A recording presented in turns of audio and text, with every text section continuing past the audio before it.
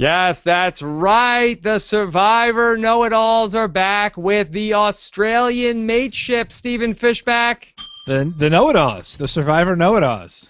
Yes, yes. Is that name's available, Stephen Fishbach? Yeah. Know-It Australia? Yes. Know-it Australia, yeah. Yes. I really like the smartest guys around are about to break it down under. We are ready to go. Here we are to talk about the first 2 nights of Australian Survivor. What we're going to do here today, we are actually streaming live here on robhasawebsite.com. We're going to talk about Survivor or Australian Survivor. I'm tempted to say Survivor Australia, but no. Well, this is actually a point of contention because they're not, even within the episode, some people will say Australian Survivor, some people will say Survivor Australia. And my question for you, Rob, is like, why say, if you're in Australia, why say Survivor Australia? Why don't they just call themselves Survivor? Yeah, it is tricky that, in Big Brother Canada, they refer to it, but they are playing in Canada. This is Australian Survivor in Deep Samoa. So they're not taking place. We had a Survivor in Australia. These are Australians playing Survivor in Samoa. That is what we're talking about. I just feel like it's, don't sell yourself short. You're a Survivor. You don't have to be Survivor like offshoot. I don't know. Just be you. Well, we could talk about that. No, AU. So that's what we're going for. So we have a lot to talk about here today. What we're going to do is we're going to start off by opening this up, just talking about spoiler-free. We are going to talk about just what we thought of the first 2 nights, 2.5 hours. Stephen Fishbach said it wasn't long enough. That's not what I said. The episodes are really long, and that to me, the second one is 55 minutes of pure TV, and I was saying to Rob earlier, I only have patience for 44 minutes of pure TV, which is what an American episode is. That's all I can do. But it was great. Honestly, it was really great, and I'm overall impression great. Yeah. Second thumbs up. Thumbs up. Too many people. Like. You don't need 24 people. So basically, you're saying that it's a gluttony, really. That the episodes are too long. There's too many people. It's too many days. Yeah. For the uninitiated, if you're listening to this, because this is going to be in the main Rob Has a Podcast feed. But after this week, we're going to have this in the reality TV RHAP feed and in its own Survivor Australia feed. So I'm sure that people are listening to this for the first time and maybe haven't seen the episodes. But there are 55 days, 24 contestants, 1 survivor here on Survivor Australia, Stephen, or Australian Survivor. And I really had a lot of trouble keeping the contestants straight. And I think that's why you want 16 to 20 people. Once you're at 24, it's like there's like 4 kind of brunettes with sort of sharp noses, and when you're just getting to know people, you're really looking for the broad distinguishing features in order to tell them apart. Obviously, as we get to know them over the many weeks to come, we'll be able to tell them apart better by their personalities and all the different but out of the gate, I want my one brunette. I want my archetypes. I want my classic Survivor archetypes. This sort of has blown open the whole thing, but overall great, right? Yeah, it was very, very strong. Stephen, if we had flashcards with the faces on it, if we were in some sort of a Name That Tune showdown, if I said, Stephen Fishbach, I could name 14 of the Survivor Australian contestants' first names by showing me their picture, could you beat that? No, I would not. I would just. I think I could. 14. Well, the thing is, there may be 12. I don't know. I guess I would go for it, Rob, just because I'm a gambling man. Yeah, I feel like maybe somebody could work on the Sporkle quiz by the time we end up tonight. But I do think that they did a pretty good job. I definitely understand what you're saying, but they did a pretty good job. I did have, the help of a cheat sheet by the end of the second episode that was put together. I got sent this by Josh Leamer. Put this fine cheat sheet together, but I did feel like that the tribes of 8 I thought were manageable, even though it's a 3-tribe format. Again, if you haven't seen it, 3 tribes, 8 people each in these tribes. Definitely, there are a couple people that I would have had a hard time still even naming at this point, but I think that overall they did a pretty good job of almost everybody got at least a beat of a story. Yeah, except really Barry. Barry just got Barry got nothing. Yeah. But you know, But at least you know who he is. You know he is and because he's the one black person in 24 Australian survivors. yeah, exactly. I think and one of the few minorities. I'm not even sure. I can't tell if Brooke is an ethnic minority as well. But maybe minorities are different. I guess in Australia. But what's cool about it is that a lot of these people are huge fans of the game, huge fans of the show. You got some really big characters who are just kind of popping out of the gate. I loved Connor, for example. Such a big fan, so wide-eyed, really just kind of embracing the experience. He kind of had that 80s movie, the lead of an 80s movie, Ralph Macchio kind of thing happening, where he's he's handsome and he's lithe, but he's still kind of small and plucky, Yeah. So Stephen is a big Karate Kid fan. Who knew? Yeah, the original one. I wouldn't compare him to Jaden Smith. No, you shouldn't. Nor should you. Yeah. So overall, I did feel like that the show looked stunning, Stephen. I think if you were coming into Australian Survivor as we are, as people watching the CBS American version, almost I'd say no fall off whatsoever to I don't know I thought sometimes it looked better than the U.S. Survivor. I mean, I think I don't think it's as seamless. I think one thing that American Survivor has really perfected is the seamlessness of these cuts between the different, the wildlife into the scene. Yeah, and then, the way the graphics are animating. But it was beautiful. Sure, there's no question. I'm not talking editing. I'm just talking about in terms of what the picture is looking like on my screen. It looked incredible. I really was very impressed with how it looked. Great. It looked great. Yeah, it really did. And LaPaglia, he's great. Yeah, the host of the show, his name is Jonathan LaPaglia. I had tweeted on Sunday that Jeff Probst plus Wolverine equals Jonathan LaPaglia. Yeah. He seemed to like it. He said that was hilarious, Rob. Yeah, and I thought he was great. Jeff Probst did not favor it. He's doing a little bit of a Jeff Probst thing, right? Basically, it's like he has the Jeff Probst rule book, or handbook. Sure. And he's kind of he's using almost the exact same phrases. Sometimes he'll have slight variations. Instead of "come on in, guys," he'll say "get over here," which I guess makes him sound like he's in Mortal Kombat. Yeah, exactly. But I thought he sold it. I think no matter who comes in, they're going to be compared to Probst. I think if he went off the reservation and did his own thing entirely, he can only lose in comparison. If he basically gave Jeff's entire speech almost verbatim about in this game, fire represents life, and when your fire is out, so are you.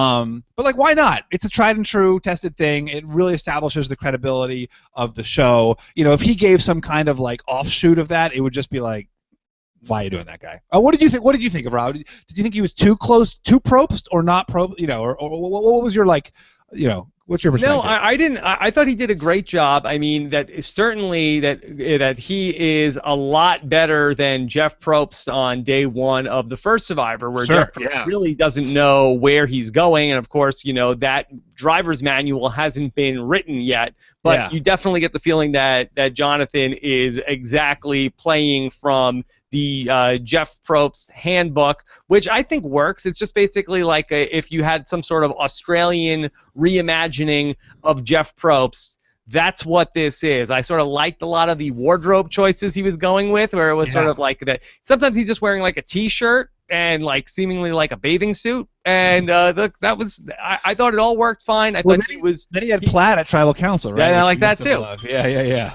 So that was strong as well. So overall, I felt like that was this host and this show arrives fully formed. It's not that there's any sort of a learning curve here for Survivor Australia, it's really figuring itself out. I mean, on minor things, but basically this is a fully formed version of the show that is not that far of an offshoot of the Survivor that we're watching twice a year in the U.S. Yeah, that's absolutely right. And LaPaglia just owns it. He gives good challenge commentary. He really seems in control. He seems at ease.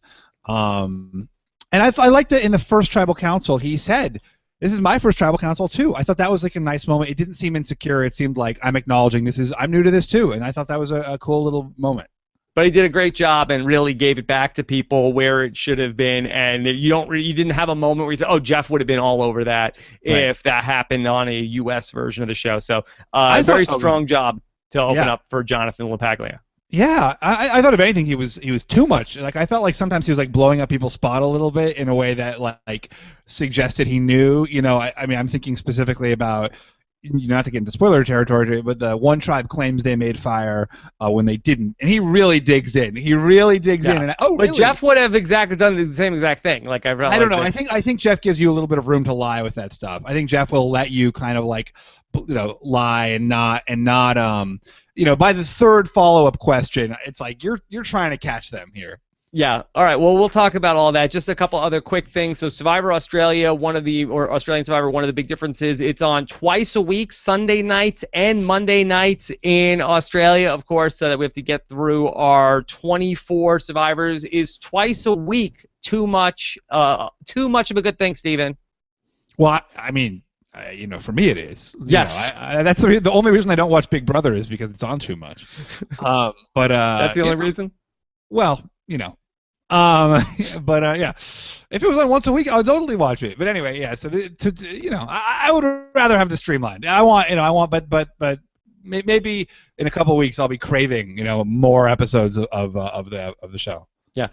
The other thing go ahead. The other thing I was going to ask you about was that the availability of the links to watch this, that it is geo-restricted for people that are outside of Australia. A lot of people are sort of like passing links among friends. How much do you think that that's going to be an issue for the American viewing audience or international viewing audience outside of Australia? Yeah, I don't know. I've gotten a lot of people tweeting at me, like, where are you getting it from? How do I watch? Yeah, I mean, that's just like the nature of the TV business. I don't know what to say about that. Yeah, I don't know exactly. I think that my best advice for people at this time, and maybe we'll have more answers to it, is just keep an eye on the Survivor Reddit that they have tend to have. There'll be other people who probably are going to be sharing links and posting links, and I think that that's probably a great place to start for trying to find these Survivor Australia episodes. I think that after a while, I was having a hard time tracking them down, in the first few hours after the show, but then by later this morning, when I was up at 5 o'clock this morning trying to get my hands on the second episode, it was tricky. Yeah, I mean, I don't, and if you're a censor, don't look at the Survivor Reddit. If your job is to worry about permission, stay away from there. Yeah. Rob, I got a question for you. Big issue here. 55 days. That seems enormous. Yeah, so it'll be interesting to see exactly how they're going to play this out, because my thinking coming into it was, oh, okay, 55 days. Well, you could do 55 days on Survivor as long as you sort of make it easier on people. You sort of give them more supplies and sort of, because I don't care about too much of the Survivor. Like, I don't need to see people like starving to death or anything like that. But Stephen, I felt like just the opposite. I thought that the first 2 nights of Survivor Australia seemed just as hard, or perhaps even harder than many U.S. Survivor seasons. I don't think that necessarily were harder. I do think they showed more of that difficulty. Very fair. And I liked that. I mean, maybe I actually kind of thought it's like because it's new, like a new show, they're like establishing the stakes for the the built-in audience there. It's like, this is really surviving. There's really a lot of this, or maybe it's like a different Australian temperament, whereas like the U.S. Survivor wants more of one thing, while the Australian Survivor wants more of a different thing. Yes. Okay. Sorry, I need to. I just got a power cord emergency. That's fine. Steven has a power cord emergency. Let me tell you a couple of links that you need for our Australian podcast as we get ready to talk about spoilers. We have a podcast link dedicated to Survivor Australia. If you want to subscribe to that, go to robhasawebsite.com/SurvivorAU. Not BU. That's robhasawebsite.com/SurvivorAU, and that'll take you directly to the iTunes store where you can subscribe to our dedicated feed for Survivor Australia. Plus, this podcast will be in our reality TV RHAP Ups feed coming up following this week. If you want to send in email questions to the show every week, we're going to probably record these on Mondays. Not sure if we'll be live all the time for these, depending, I guess, on Stephen and my availability. SurvivorAU@robisawebsite.com, and we are looking to have some Australian fans on as guests to report on some things along the way. So if that's something that you might be interested in, you have a good connection, and want to come on with Stephen and I, let us know there. SurvivorAU@robisawebsite.com. How's your power cord? You good? It's good. I'm good. I'm back. So yeah, I just want to say, like, I thought anyway, the survival stuff was fantastic. I liked that there was more of it, but it was, I don't think it was harder. I do think they really got into it a little bit more. All right, so let's go ahead and you ready to talk spoilers, Stephen, from the episode? Yeah. All right, last chance to get out here if you haven't seen the episodes, but you're going to. We're talking spoilers from here on out. The Office of Civil Defense has issued the following message. This is a spoiler. Warning. A spoiler. Warning means that an actual spoiler against this country has been detected, and that protective action should be taken. Ow! I burned my thumb. I burned my hand on the buzzer, Stephen. Wow. Let's just go soak it. Go soak it by yourself. Go soak it. Yeah, they really sort of dropped that storyline right after. Like, they sort of left Connor in the water, and it was like, I guess he's okay. Yeah, at a certain point, it's like he burned his hand a little bit. He soaked it. He got better. You would have thought maybe by the second night that maybe he would have used that as an excuse for why they lost the second challenge. Or like, maybe don't put the guy with a burn on his hands out as your ace thrower in the immunity challenge. Connor doesn't make excuses. That's not the type of guy he is. You love Connor so much. I like Connor. Do you not like Connor? No, I don't like Connor, really? and I'll tell you why. Is it because of Bianca? Because he narked out my favorite Bianca. I was all ready to go on the Bianca hype train in the second episode. I said, "This is my Bianca," and then he ratted them out just because he wanted to talk to those girls, Stephen.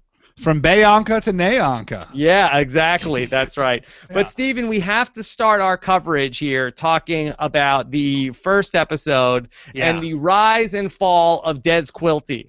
Was there a rise? Yeah, there was a rise. There was a rise. There was a lot of preseason hype about Des.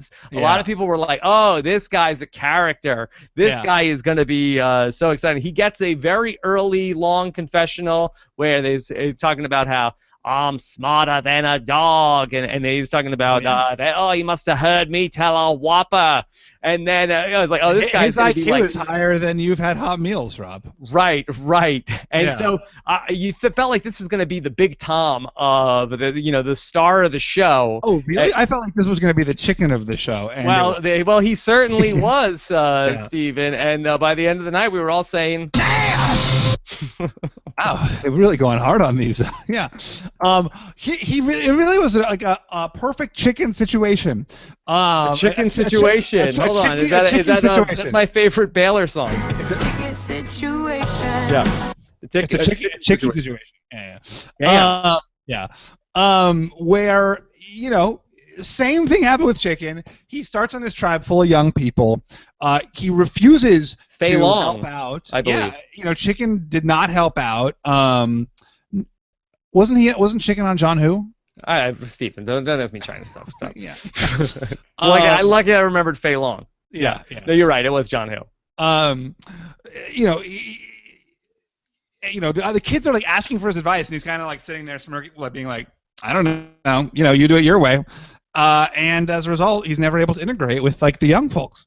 Yeah, it was a real major miscalculation. I think he went right into sort of Des Hance mode, where he felt like, I've always wanted to be the villain, and he was ready to go. But he's out by night one, and then it was sort of like that late decision to say like, oh, I better start showing everybody how to do things. Yeah. And honestly, like, even if he had been showing people how to do things from the get-go, I still don't think they would have voted off Kat. I think there seemed to be a pretty big demographic connection there happening, and I think that probably overwhelmed, I think Des being, significantly older than the next person on the tribe, who's 33, Des is 59. I think that was always going to be a huge difference. A lot of these people are white collar. white collar, blue collar. No, don't, we're not doing that, Stephen. But I do think there's something to it. You've got account executive, brand manager, lawyer, high school drama teacher, and then you have like courier driver. I don't think that. I think he probably was just not connecting with them. In addition to his sort of, crotchetiness. You really think that was the factor there, that they were too white collar? I mean, I felt like that there was. It seems like that you have the two young guys, Rohan and Lee, and they seem to have a four-person thing going on. Right. The women also were united together. There was just no scenario where Des was connected with anybody. Well, that's really what I'm saying. Although, according to Evan, there was like an outcast alliance of Evan, Des, and Christy. So yeah, but Chris, it's a major outcast. Does Evan know what he's doing, Stephen? Is he a reliable narrator? I don't think so. The guy who wants to lie about being a high school drama teacher. Yeah, I was thinking of you in that moment when he's like, I can't tell anybody I'm a drama teacher because they'll know I'm acting. Yeah, that may be the most extreme. I mean, what was like lying? That may be the most extreme. I guess Tony lying about being a cop is pretty extreme, but lying about being like a high school teacher. I kind of got that. There was a girl on Big Brother that lied that she was a nurse and told people she was a teacher. It's just like people, really, to tell people that you can't tell people you're a high school drama teacher. Yeah. Come on, Evan. Yeah. I couldn't agree more. I thought that was ridiculous. But I'm not saying that class or cast was necessarily the thing that was keeping Des from everybody else. I just think it was one of the things. I think this is a guy who's inherently going to be an outcast from a lot of these other people for a bunch of different reasons, temperament included. And he was. And the fact that he kind of like never gel. I think the fact that he wasn't sharing was a function of the fact that he wasn't gelling with them, and not necessarily the other way around. Did you feel like at any point he worked his way back into the good graces and he was going to be able to stave off being voted out on that first night? No. Did you think there was any chance Kat was going home at tribal council? No, there just wasn't ever a viable alternative that was going to be somebody that you thought could have been thrown under the bus. I thought that maybe we might have seen, it looked like at one point maybe the guys were going to stick together if they sort of were able to smell that it was going to be a four-person women alliance maybe coming together. And there was one point that he talks to either Rohan or Lee about it, and I thought, okay, maybe he'll be okay. But by the time they get to tribal council, I really did feel like that the Australian survivor in these first two nights was missing the storyline of we could vote for Des, but does he have the hidden immunity idol? I felt like we were missing that beat in the story. Wonderfully missing it. Does he have the hidden immunity idol? Because it was a real foregone conclusion by the time we got to that first tribal council. Yeah, you're absolutely right. And, the second one too, kind of. They tried to play it up with, like, he built a shelter, and he got a whole montage of shelter building, and like, not for nothing, but he did a lot of freaking work pretty quickly on that with like the weaving and the building and like the teaching others to weave. Like, that's a lot of work that they put in that space of time. Yeah, he really did do a lot, but he was not able to overcome the disaster in the puzzle. Steve, I know you watched the disaster in the puzzle. I know you watched this stuff pretty closely. Who do you point the finger to on the puzzle? Was it Des or was it Kat or was it equal share of this bastard known as the puzzle loss? It just seemed like you couldn't, so much of any of these puzzles especially is communicating well with the person you're working with. And these two just disliked each other from the get-go. You really couldn't have put two worse people in for the puzzle. Yeah. And we got to that moment at tribal council where Jonathan is getting into it with everybody how they're voting. Yeah. And we did get the great quote from Des where he says to Kat, like, I don't like you, Kat, sometimes. Yeah. Well, what was great too is that Kat was like, well, we of course we like each other. Just sometimes we don't get along. Oh, I don't like this like you. Generic statement of like, oh, we're all friends here, and then Des is like, no, we're not. Yeah. Sometimes I don't like you, Kat. Tell me, is this the right move? Let's say Lee and Rohan. Is getting rid of Des the right move, or should they have gotten rid of Kat? Well, It's hard to say because where we have I think that there's a lot more meat on that bone in terms of the decision that gets made at the second tribal council. I don't really think that this is a clear-cut case of where you're better off to keep Dez versus Kat. I think in this spot, just like the chicken versus, I'm not sure who was the other person who was in the whether it was it Ashley Mazzaro? It may have been Ashley because she was sick. I know PG was also in conflict with Chicken from the beginning because there was like a bossiness issue. Yeah. I don't know. It may have been Ashley though. You may be right about that. Yeah. So I don't know. It's just like one of these things where it's not like a clear-cut case where it's like, okay, well, Kat is a disaster, and that there is going to be some major penalty to keep her around. I mean, Dez is just such a loose cannon. That guy's always going to be negative energy around the camp. So I can't kill them for deciding to vote him off. It's a unanimous decision. It's an easy one to get under their belt. I mean, you could, if the guys tried to pull something off where they were able to do some sort of, 4-4 tie, or if Evan is able to pull Christie over and, really blindside the women here in that spot, creates a lot of dissension in the ranks. And I think that this was just such an easy decision that it's a nice one to get under your belt. Dez did a lot of work before he left. He blew it in the puzzle. He's a liability in the puzzle. Yeah. He might be strong in the challenges, but he's probably slow in the challenges, too. We haven't seen him being strong in the challenges either. We just saw him screwing up I meant the puzzle. strong as in, like, he's, like, physically... Oh, yeah, I know, but we have no reason to think that. We can say that, but there's no real reason to believe that's the case. I mean, I felt like he was picking up, like, big parts of the shelter on his own. So he looks like he might have some strengths in the challenges, but doing the puzzle was not one. So I say, I love Dez as a viewer, but I can totally get on board with the move. Yeah, and I don't think, I think maybe some people thought, well, there's a women's alliance there, aren't the guys being short-sighted and not recognizing that? I mean, that kind of sort of off-the-cuff alliance, quickly fragments, as we saw the next episode, right, where already everyone, it was sort of turning on Christie. So, I don't think that's a real fear long-term, at this point. It's like one thing to talk about on day... I mean, I can't even keep track of their days. Whatever. I don't know what the days are, to be honest. Yeah, I'm really a little bit lost in terms of the days. Before we get into talking about the second tribal council and everything that went on in episode number 2, I'd love to get your take on sort of the marooning and the setup here. Well, it was very familiar to me, Rob. Yes. It was basically what they did in Survivor Cambodia, except instead of fire, it was rice.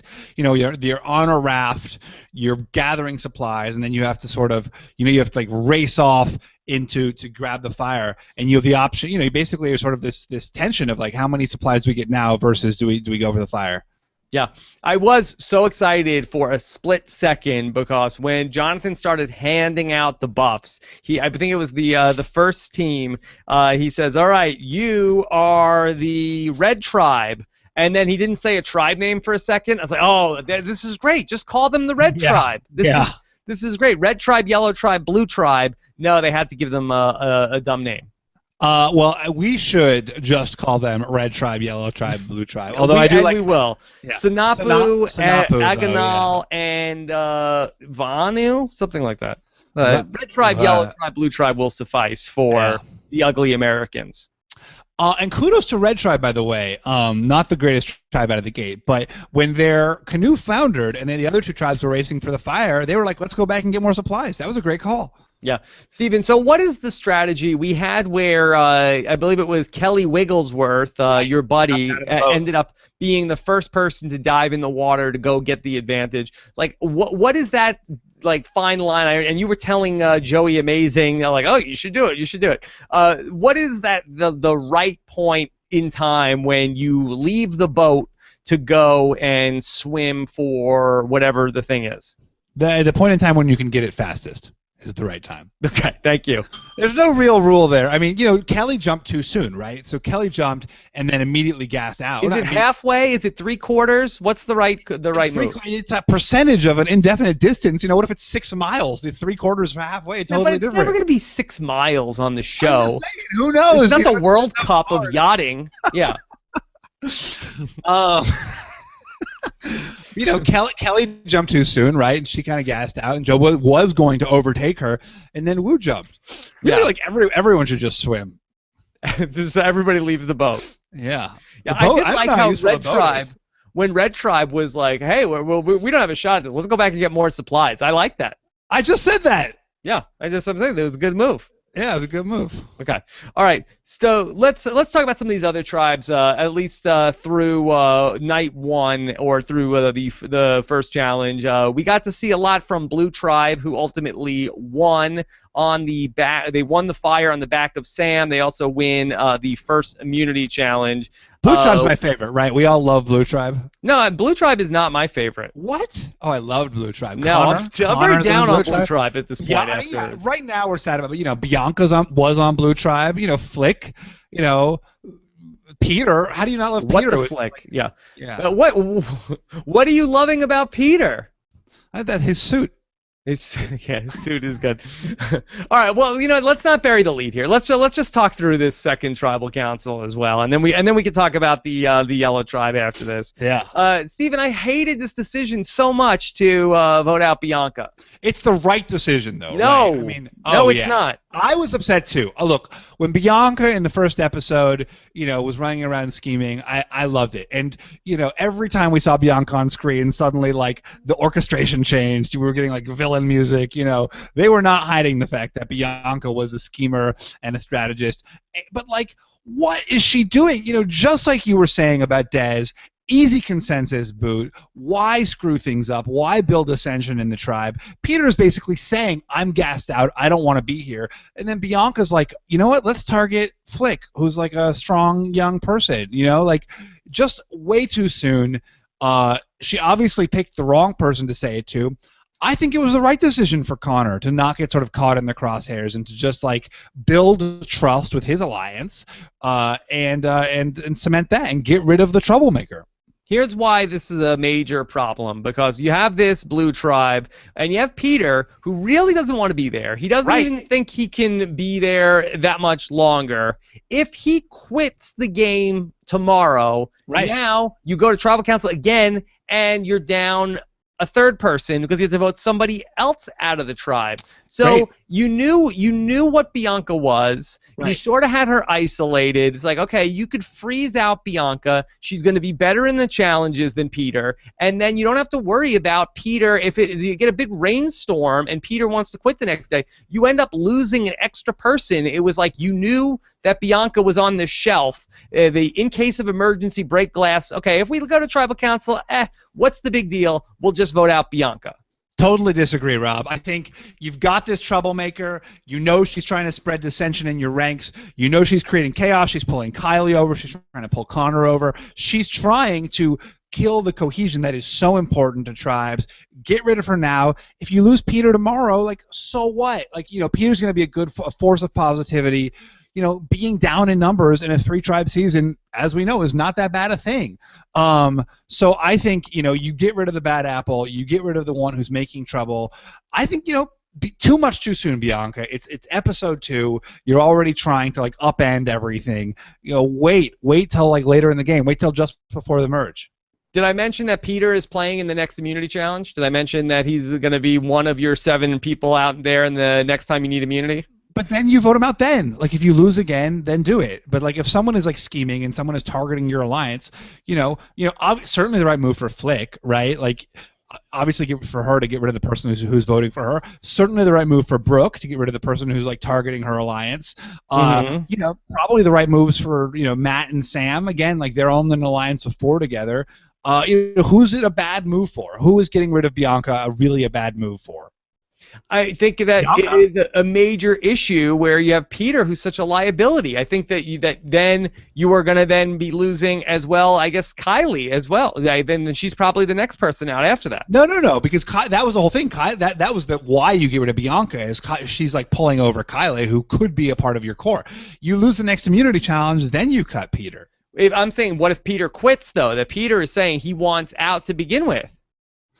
I mean, that doesn't seem that there's always we've seen this before on Survivor, where somebody, that doesn't want to, somebody ends up quitting, and then you kept them around, and then they quit, and now you're screwed even more. When? I'm sure that's happened before. I There know was it's happened. there was the Chet thing, right? Chet quit, and that kind of screwed over Chet's alliance.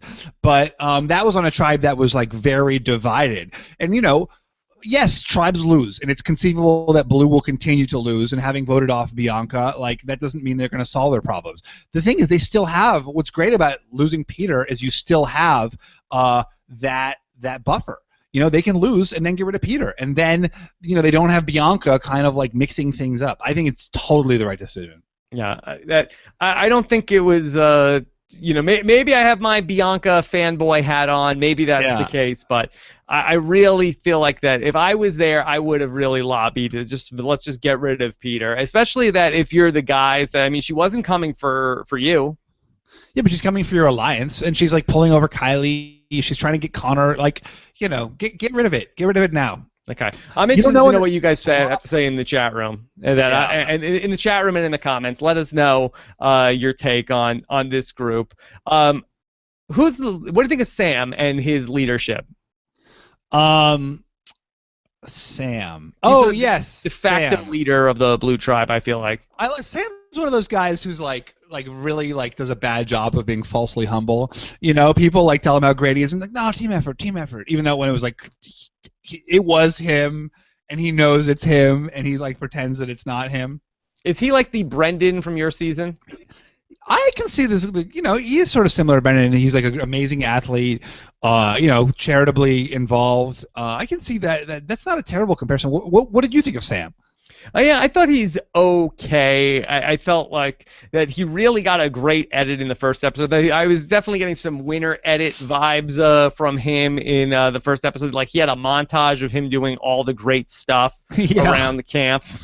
Like, really this is Sam's team that we're on. I do prefer Mentalist Matt or Magic Matt, but it'll be interesting to see who the real power player is. So you're really not into Connor, huh? No, I'm not really into Connor after the stick thing, after he ratted out Bianca.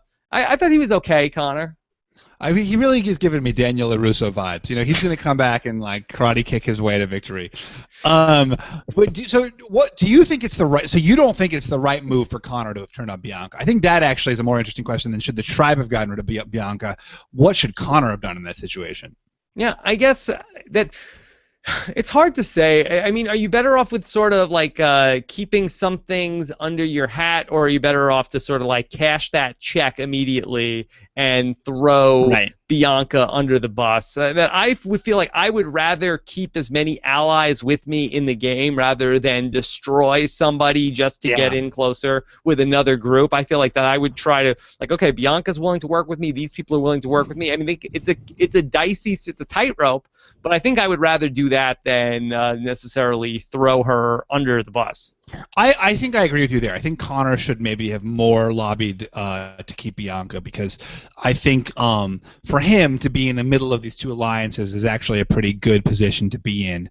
And instead he kind of chooses to be at the bottom of the other alliance rather than be sort of in the mix in both of them. All right, let's talk about the Yellow Tribe and what was going on there. They don't go to Tribal Council. They have 8 members strong, led by Nick, who is the reluctant leader of the group. Are you feeling Nick, Stephen? Do you sort of get young Rob Cesternino's vibes from Nick? I don't know. I do very much like Nick. Nick, I think, is doing gives me a Rob Cesternino's vibe. I like him. Yeah, he's a little bit goofy. He's like really smart. He knows the game super well. Are you saying Cesternino's? Is that what you're saying? Yeah, like a Cesternino in Oz. Okay. Yeah. No. I don't know if that's working. To be honest, I don't know. It sounds like schnoz. Yeah, it sounds like you're like it's a little sounds not great. I think just adding a Z to your name. I thought it was pretty good. I thought it was good. Yeah. All right. So no, but Nick, really interesting spot where he comes into the game and says, "I know I don't want to be the leader. I know it's bad for me to be the leader. Yet there is no leader here." And he ends up sort of being put in that spot he doesn't want to do. Whoa. Yes. Stephen. What's going on over there? Yeah. Is that your ringtone? Yes. Stephen, did you feel like that he ended up fumbling that ball, that cricket ball in that spot? I don't think you ever have to be the leader. He got, he was like, oh, I've got to. No one else is being the leader. That doesn't mean you need to step up. I do think that might have been a misplay, and certainly Andrew was carefully observing it. Right, Andrew immediately out of the gate was saying, how much of a mistake it was for Nick.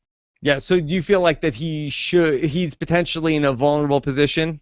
Yeah, absolutely, sure, right. I thought he did a good job with it. He did a good job with it, for sure. He did a good job with it, but yeah, and I think they did end up getting fire right ultimately, and they did end up getting a shelter together. So yeah, he didn't end up doing like the GC move where he's the leader, and then he's like, you know what, I don't even want to be the leader anymore. Now somebody else is. He owned it. You're right. He was like, this is a unnatural fit for me, but if somebody needs to step up to the plate, I'm willing to do it for the team. And I feel like through 2 tribal councils, I think so far so good. Yeah, I think Nick is fun to. I like Nick a lot too. He's really fun to watch. I like Nick on that tribe. I like Andrew on that tribe. Sue, who doesn't love Sue, right? Yeah, Sue was. What did she call herself? That she was like, she goes down the water slide and gets a wedgie. I knew she's not your average Nana. I got that much. Not your average Nana. Yes, yeah. She's willing to. She'll be the Nana to go down the water slide and get her a wedgie. She doesn't care. Yeah. I like Andrew. Yeah, Andrew's I think we've got there's some game coming out of Andrew down the line. Yeah.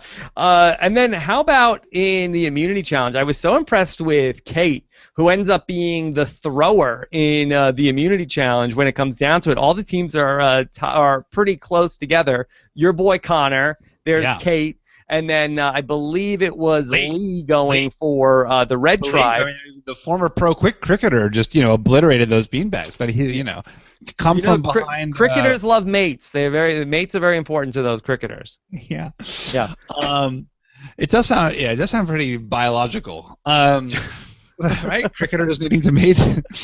Cricketer's gonna mate. So, yeah. But Stephen, how about that? So the yellow tribe goes with Kate in that spot, and she is the person who knocks everything down. Yeah, she killed it. She did awesome and won the fishing gear, which nobody seemed that excited about. Did you notice that when he like pulled out the thing off the tarp and was like fishing gear, and they're like, oh, cool. Yeah. They were happy. Yeah. They were happy about it. Speaking of fishing gear, who is getting the first Australian fishy? Oh, see, I don't know. This was a really tough one for me. I didn't like who's being super strategic this episode. What do you think? Well, I don't know if you have one person that gets it over 2 nights. Yeah. I don't think that there's one person. I think that you'd probably have to split it up over the first 2 episodes. But I who? think that the episode 1 fishy. I think you probably, I would say, give it to Sam. I think the first week out, I think that he ends up winning that first challenge, and maybe that might. Fishy's not for physical competitions, Rob. Yeah, but he ends up being the leader for the blue tribe. I felt like being the leader doesn't deserve I don't know. Here's the problem for us, Stephen. That so far that through 2 nights of the Australian Survivor, the strategy is pretty basic here. That it's pretty on the nose. Yeah, there's not anything to really we could talk about, hey, was that a good decision to get rid of Bianca versus Peter? But the voting has been very straightforward. So there's not a ton of the strategic moves happening yet at this point. It's pretty early though. It's a little too soon. And Bianca did seem to be sort of the one person and the one source for that. So it's too bad that she's gone so fast. Here's Bianca, the private investigator. Did you feel like that she ends up being more specialist-like in did she get unlucky, or do you feel like that she was actually bad? I think she overplayed. I think that, week 2, you've got a guy who wants to quit, and then suddenly you're like starting a whisper campaign, and not a particularly good whisper campaign. It wasn't like, hey, what's up with those 2? It was like, we need to get that girl out because of this reason. It wasn't like a subtle. She didn't drop a Sandra seed. She hit her with the Amanda bat. So I thought she kind of overdid it, to be honest. I love Bianca. I loved the music that was on whenever Bianca was playing. You got these like nefarious strings. But yeah, I thought she overdid. What do you think? I really thought she was probably more unlucky than bad. It's just interesting to me that between private investigator Bianca, specialist Philip, we also have who's the guy that was the private eye from or the FBI agent from Survivor Vanuatu? That's with I a think P, you're gonna right? go. There's one in Thailand, wasn't there? Well, maybe the police officer. I don't know. Yeah. Yeah, like John or Brady, one of those two. Brady. He's pre-merge in. It just seems like that this is not an especially useful skill set on Survivor. It seems that like it leads to, I don't know. We haven't had the person yet who has this, other than Tony, who is a police Tony, officer. that's the perfect example. Yeah, but I don't know if it's exactly the same. Yeah. Okay. All right, Steve, we have so many questions that are coming into us. Of course, I got a lot of email questions. I got a lot of questions from people watching the show. So let's dive into that. Okay, let's start off with Stephen H., who says, 2 episodes in, and I couldn't tell you half of the contestants. Is 24 too much? Stephen says yes. Yeah, the Stevens are in agreement. Yeah, too much. Well, what would you have done? Would you have gone with 20? It seems like that there was a reason why they wanted to do 24. I'm not sure if it was necessarily like the episode count that they needed to hit, where they were only going to make enough money for it to make sense to do this if they could do 28 episodes. So I'm sure that was the factor, where 13 episodes probably wasn't going to cut it for them to take on the financial risk to do this. It seems like they needed more episodes, and to combat that, they probably said, okay, we need more days, we need more people. Yeah, I mean, I'm sure it was something like structural like that. Yeah, but still, I mean, and whatever. In a couple of weeks, we'll know who they all are. I mean, the challenge is for people talking about it in the early episodes, just keeping everyone straight. But ultimately, in like a week or two, it'll all make sense, hopefully. Yeah, and I think they've done an amazing job of differentiating people. I was thinking in particular of that moment that Elle and Christy got in that second episode. I had no idea who Elle was before that moment, and then it's like she had a personal moment with a different contestant. And then I was like, got it. I know Elle. I think they did a good job of giving a lot of people. Purple Ellie? Purple Ellie, yeah. Yeah. Yeah. Tegan, though, I'm not sure who Tegan is. Tegan, yeah. Purple Tegan as well. On the Yellow Tribe. Who's Tegan? Yeah, that Tegan. She's a personal trainer model. Okay. Yeah. I know that was the thing. All right. This is from Mark's Debation 01. Do the Australian contestants talk strategy different than the American contestants? Stephen, I thought that it was pretty much very, very similar. Yeah, I think it's the same sort of same kind of conversations. I did think there was a little bit less like alliance scrambling. And there's a little bit of like, I'm going to see how they're doing in challenges. I think like someone said that, right? Kylie said that about Flick. See how she does in the challenge before I make a judgment about her. To me, I think the thing that's so interesting about all of this is that you have people who are on this season of the show who not only have seen every season of the U.S. Survivor, listen to podcasts, or total like completely immersed in the strategy, but then there are other people that are in this cast who I feel like that it's almost like the first Survivor for them, where they're sort of like they're playing a totally different game, and I think that especially over the course of 55 days, I think that that's going to be very interesting to see how those two things mesh with each other. Yeah, I agree. I totally agree. Even more so than on the U.S. Survivor, where we have people who are like, okay, I'm a sort of an actor or model. Like, I think that there are some people who are sort of like, okay, this is Australian Survivor. This is a new thing. We make our own rules here. Yeah, totally. Yeah. Yeah, just like the Outback. Yeah. They make their own rules, too. Yeah. Yeah. Okay. Jeff Coaster says, Steven, as the winner's edit knowingest know-it-all, who do you think is getting the best winner's edit? Well, so I've been avoiding talking about edit because I think I overdid it last American Survivor. But I think there's a handful of people who are competitive, right? I think, tell me if you think there's anyone I'm missing. Sam, certainly, like you said. I actually think Connor is getting a pretty good edit. Mm-hmm. I could Kate for sure, right? Nick, I think there's life in Andrew's edit, and Craig actually had a pretty good edit. Thing as much. I thought Kate was really good in the challenge, but I didn't see the Kate thing as much. Right. Yeah. Well, to be honest, I was including her because all the other people I said were dudes. And I can't think of any one of the women who's getting a great winner's edit. I would have said Bianca if she hadn't been eliminated. Yeah. I mean, you could say Sue. Sue got a character moment, but she didn't seem to be a part of the strategy of the I didn't think that camp was so winner's much. edit as much. Yeah. Christy, that she had a meltdown, but then had the bounce back. And is that potential winner edit? I don't know. I mean, that would be She told her dad that she was going to be on Survivor from when she was 8. She got a really. I mean, that moment was better for Elle than for Christy. Elle sat down, was there. She consulted Christy. Christy really looked crazy in those few moments. She got the Abby Maria edit. Yeah, it really was the Abby Maria edit where she is like, somebody took my bag. I know they took my bag. It's around here somewhere. Did they take it just to mess with me? Are they trying to make me quit the game? Well, it's not gonna work. And then it was there the whole time. It was really, and then she was here's my bag. It's on the tree. But then she was sure that someone put it back there, that they were all out to get her. That was pretty. It was a good moment. It was a good.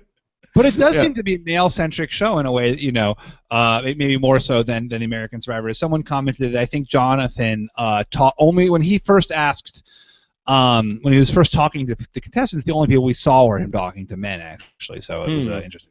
Yeah. Okay. All right. Well, okay. Get with the program, Australian Survivor. Yeah, I don't know. I mean, I don't know. It could be wrong. We don't know. It's a different production team, so maybe they have different editorial and narrative strategies.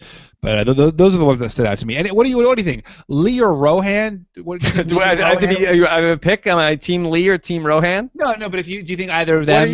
What are you? Do we have a winner? Team Rohan? No, I'm saying either of them as a unit. Could either of them be the winner? Hey, let's not get into the unit talk yet, Stephen. I'll say that I would feel like more Lee than Rohan in terms of winner edit. Yeah. What about Rohan has I'm not your ordinary model. I'm a very smart model. Yeah, I guess so. I think they all say that though. What about Evan? Yeah, Evan is good. I in the first episode I was saying Evan and Christy, am I getting a little bit of a Australian Todd and Amanda vibe? But then I was pretty quickly out on that by episode 2. Yeah, I agree. I thought there was a moment early on in episode 1 where he seemed to be. I mean, he's the narrator of that tribe sometimes, but he's also proven to be pretty wrong. The whole scene especially about him. Yeah. In hindsight, when their 3-person alliance was Evan, Christy, and Des. I mean, that would have been an alliance for the ages. Yeah. And he was talking about how close he was with everybody, and they were like, he's kind of annoying. Yeah, it's we kind of let him think he's in our alliance, and all he wants to do is talk strategy, so we just let him think he's working with us, because better to have him with us than be working against us. So. What about Kat? She actually did get a bunch of airtime. I don't like her sometimes. Yeah. She her benevolent dictator strategy or whatever it was. What do you think of that? Can you have one of those, Stephen? Benevolent dictator? I guess. I don't know. What did she call herself? Find out, right? It was something like a lovable dictator. Lovable dictator. Lovable dictator. Yes. Yeah, I don't know what the read is on Kat. I mean, that she got into it with Des, but it didn't really seem like that the other guys, that the Lee and the Rohan, what do we call them? Lohan? Can we call that the alliance? Lohan, I didn't think that they were super down with Kat. Yeah. I agree. They felt like this. She's like, they were sort of like, it seemed like that there's other people they like better than Kat. Yeah. Can we talk about something that really outraged me though? And this was really upsetting to me about this, the first episode when the Red Tribe was walking out of camp. That was just a disaster of a line. Did you see that? They're all walking out, and then Des and Evan are 30 feet behind. Des isn't even walking in line. What was up with that? Yeah, they're really. I think that's where you're starting to see the show. This is episode 1 of a new production. No, Blue Tribe was freaking. They nailed were it. On it. Yeah, Blue Tribe's line when they left for Trial Council was they were great. I don't know. I don't blame that on the show. I blame that on Red Tribe. Okay. Yeah. Let's take some more questions. Tyler Applegate here. You go one. No. I just want you. I don't want to monopolize all the questions. Who is the better reality show contestant? Des from Australia or Glenn from the Boogie Down Bronx? Well, you don't know who that is. Nope. I'm outraged that you even had to ask. No, that Glenn at least never got voted out. I mean, Dez from the Boogie Down Brisbane, he ends up being voted out first unanimously. I think he is probably worse if we're going to rank these things than Glenn from the Boogie Down Bronx. Okay. Neither one are particularly good at a puzzle, though. Yeah. Ron Chan wants to know, do you expect any RHAP references from Andrew this season? Is Andrew an RHAP fan? Andrew Savage? Oh, no, Andrew is on the Yellow Tribe. Yeah. No, I don't know. The thing is, Stephen, and this is an interesting question that we got from another person. Let me see if I can find it. Oh, this is from Mar from Melbourne. She asked, how do you feel about Andrew stealing Brian Heidick's iconic "I'm going on a business trip"? Oh, yeah. Stephen, this is the great thing about Australian Survivor, is that I think that there's an opportunity for all these Australian Survivor players to really just like take anything that was good from American Survivor, any line, and just sort of like plant the flag and say it in Australian Survivor like it's their own. Like somebody could have come in and be like, I'm the Dragon Slayer. They call me the Dragon Slayer. I'm here to slay the dragon. And like, oh, wow. I think that I think doesn't everybody just get to call it's like a land grab right now. Yeah, I don't know. I think Australian, there's a pretty big audience for American Survivor in Australia. I think people are going to know. But you're right. Maybe you'll be seen as making it fresh. I'm the wizard. Oh, well, look at me. I think that the game has evolved, Jonathan. I think there's voting blocks this season. Yeah. Okay. Somebody could come in and just to take everything. Yeah, depending on what happens in season 33 with voting blocks, we'll talk about that one. All the intellectual property is up for grabs right now, Stephen. Yeah. Are there going to be immunity idols in this game? There really was no talk of idols. In the preview that for next week, it looks like immunity idols are going to be in play. So I really felt like that it was a missing element in those first two votes because it seemed so straightforward, especially mid-tribal council in that second one. From the start, it seemed like that Dez had no chance to turn it around. So I'm glad that if we have the idols in play, that at least we have that element where anybody could potentially go out at one of these tribals. Yeah. Okay. All right. Let's take a few more questions and let's do the email questions. George Wise, where does Dez rank in memorable first boots? Steven, definitely the most memorable first boot in Australian. Certainly. Yeah. Certainly. I think he's on that list. If we're going to put him in the American list, you have people who are sort of like, they just got a raw deal, and people who were sort of like memorably bad. And I think he's probably on that list of people who are certainly memorable. I think he was probably kind of bad. I don't think he was terrible, but he was definitely memorable. Definitely memorable. Yeah. I think that had he come out and been helpful around camp from the start, do you think it would have been a different story for him?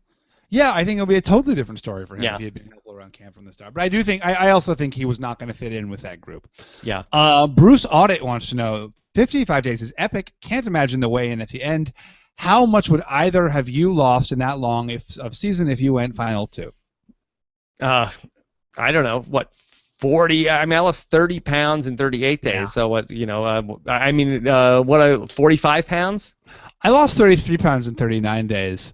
So more pounds and more days. But I also think that at a certain point your body does stabilize to a certain degree. I wonder if I think it probably wouldn't have gone that much more.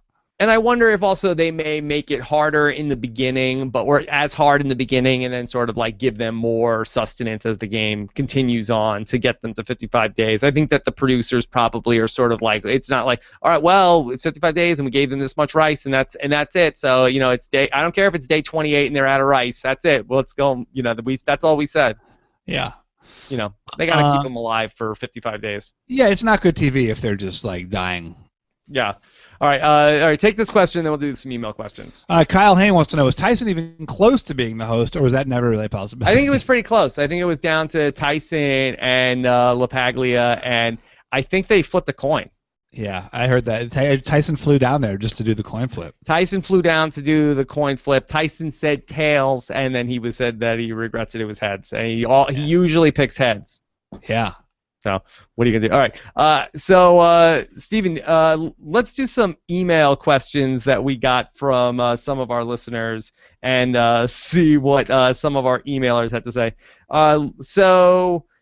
This is from Emily from Tasmania. She wanted to know, do you think that the production has the chops not only to attract brand new viewers, but also to excite sensitive superfans, or should we be embarrassed by the quality, not quilty, of Survivor Down Under? Oh, I mean, there's nothing to be embarrassed about. I thought be the quality was fantastic. A lot of great contestants, big fans of the show. I thought this was great. I honestly thought this felt like Survivor, right? This didn't feel like a lower rent version of Survivor. This was Survivor. It was many of the same. I thought it was great. Yeah, no, I thought it was very, very strong. Very good job. David emails us and wants to know, Connor is apparently such a massive Survivor fan. Do you think that he was just trying to pay homage to Mike Scoopin by grabbing the stick in the fire? No. No? No. David also adds about Lee's background as a professional cricketer. I was wondering about this in terms of being the pro athlete. Is he like a Grant? Is he Brad Culpepper? Is he a big deal? David says, as far as Lee as a professional cricket career goes, he was far from a superstar. He played for the Australian cricket team, essentially the major leagues. However, he mostly represented his state, which is essentially the minor leagues, a summer-only commitment. Having said that, in episode 2, nearly all of the cricketers on his level could knock off those blocks from 50 yards away with a cricket ball. Which he did with a beanbag. I mean, I don't know if he's not a major league athlete, still much more athletic than I ever will be. Yeah. Did you like the strategy of carrying Lee through the obstacle course? I thought that was a fun strategy. I actually did like that, right? Because it often does come down to the thing at the end, whatever carnival game or puzzles at the end, and I thought that was smart. And Lee also was able to, assist them when he was going through the obstacles. There were a few moments when they obviously got weighed down literally by him, but I thought that it was overall good. What did you think of that? I thought it was interesting. I mean, I think that you sort of like the conventional wisdom would be to put your lightest person as the person to carry over, but I like that he was able to sort of get through some of the obstacles on his own. And it looked like they were able to sort of make up some time now. Yeah, no, I thought it was good. Yeah, so good work there. This is from our good friend Louise. She said, in your preview podcast, Stephen mentioned how tough the Aussies are. Was this theory disproven by Connor's crybaby-itis in the ocean after burning his hand with the stick? I thought he was pretty chill about it, he just burned his hand on day 1 of Survivor, this has been a dream of his, and he's freaking, suddenly he's like risking infection and evacuation, and he's just kind of like hanging out in the water, good for him. Boy, the listeners and the viewers were so taken by this. Even Mar from Melbourne wrote in to say, if your Survivor season is set in Australia, does it automatically mean that someone has to have their hands burned by fire Wow. and the camp washed away by a body of water? Yeah, it's funny. Wow, that fire thing really. I felt terrible for Connor, but I obviously am a Connor fan. What about you?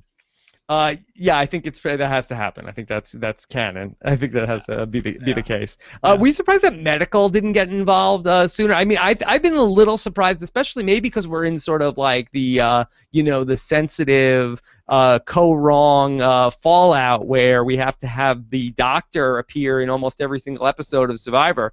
Through 2.5 hours of this, we had Peter talking about how he's really not feeling well or he wants to quit. We have Connor getting burned. No sign of medical so far in Australian Survivor.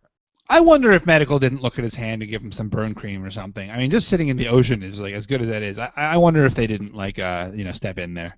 All right, Stephen, let's look ahead towards next week and take a look at who might be the next person to go. Any predictions on who the next person out is? Is it Peter is the person who's the front runner?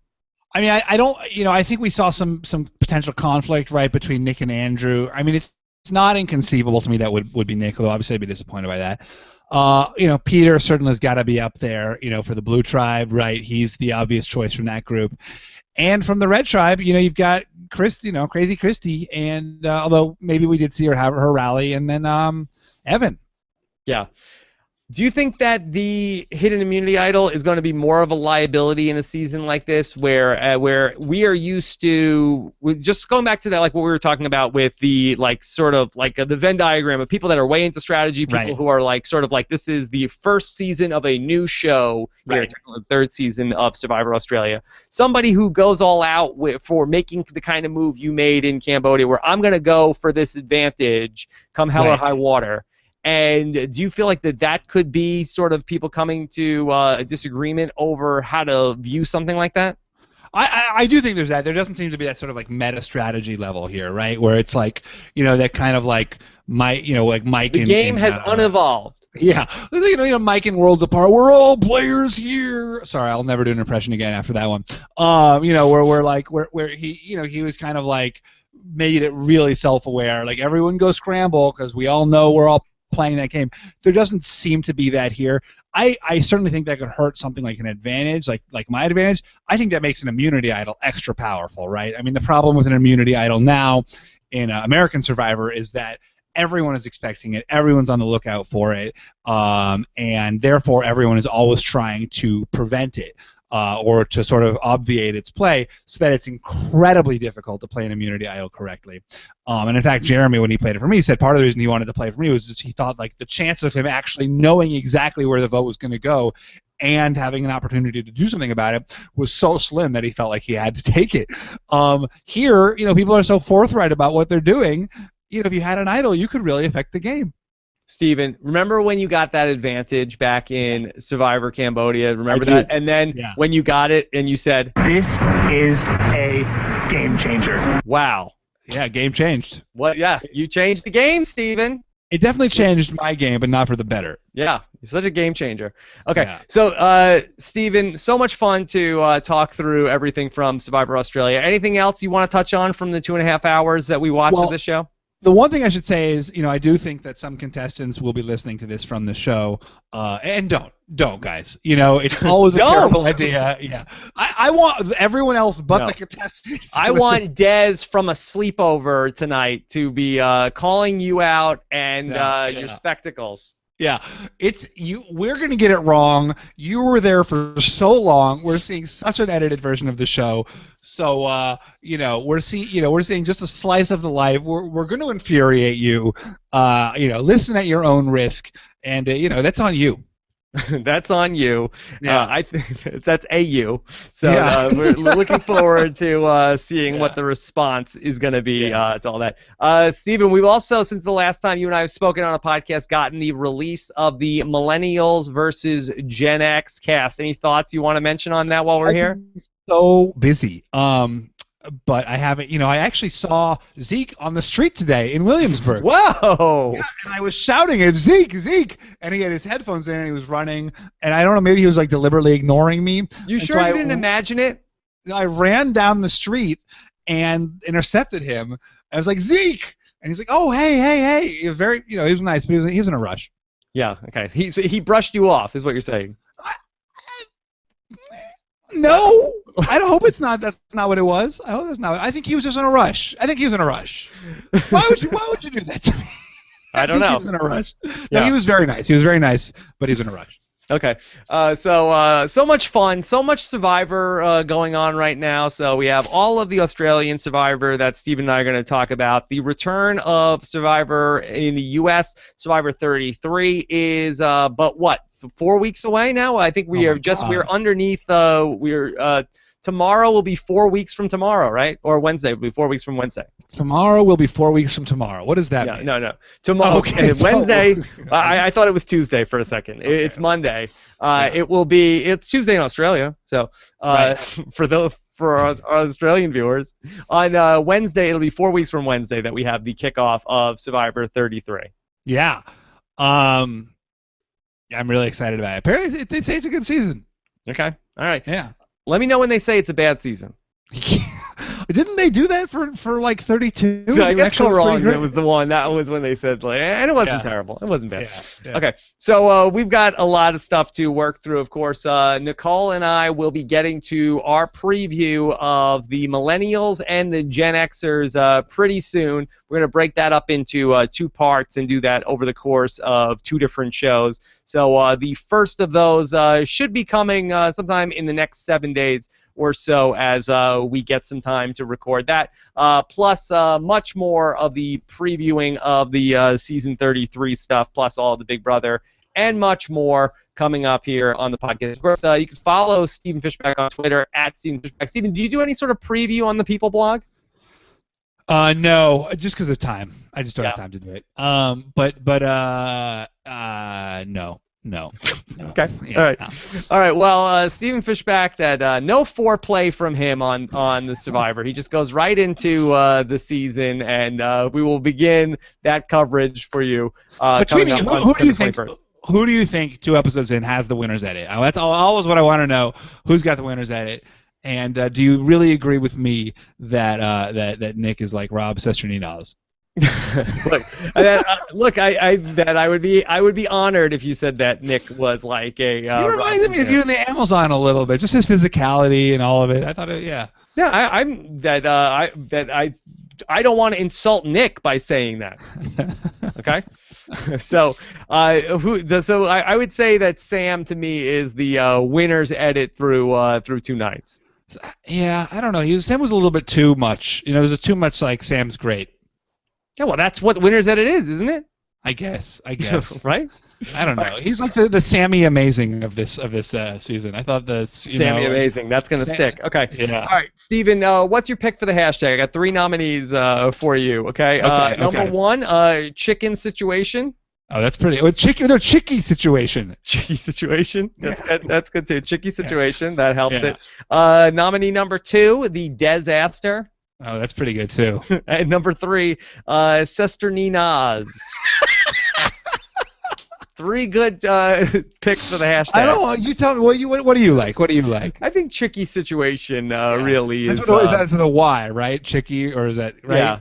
Okay, Yeah, Chicky that's situation. Anytime we could go Sam Wandale, sir, on the podcast, always fun. Well, plus one of the tribes is like Sanapu, right? It's like the most Sam Wandale, sir, Sanapu. Yeah. All right. So much fun stuff. Of course, you can subscribe to this podcast. robhasawebsite.com/SurvivorAU. That takes you to the iTunes page. We'll be back next Monday. Did you like doing this live, or you want to do the audio version? I like it live. What do you think? Well, okay. All right. So we will nail down a time next week for. I could do it a little earlier next week, but we'll talk about that off air and figure out what's gonna. I mean, I'd like to know also was this a terrible time for our Australian listeners also if they want to join in live? Someone tweeted that it was a good time in August. Okay, good. I think it's lunchtime. I think it's lunchtime in Australia right now. Also, you can email the show after you watch the episodes, but try not just put like episode 3, episode 4. Don't put in the subject line because Stephen and I may not get to watch at the same time. So just don't spoil the episode in the subject line. Oh yeah, SurvivorAU@robhasawebsite.com, and lots of fun stuff. Steven and I are working on a lot of stuff for you guys, so stay tuned for that. And Steven, anything else? No, this was great. This was fun. All right, thanks so much to Scott St. Pierre behind the scenes. Take care, everybody. Bye. Bye.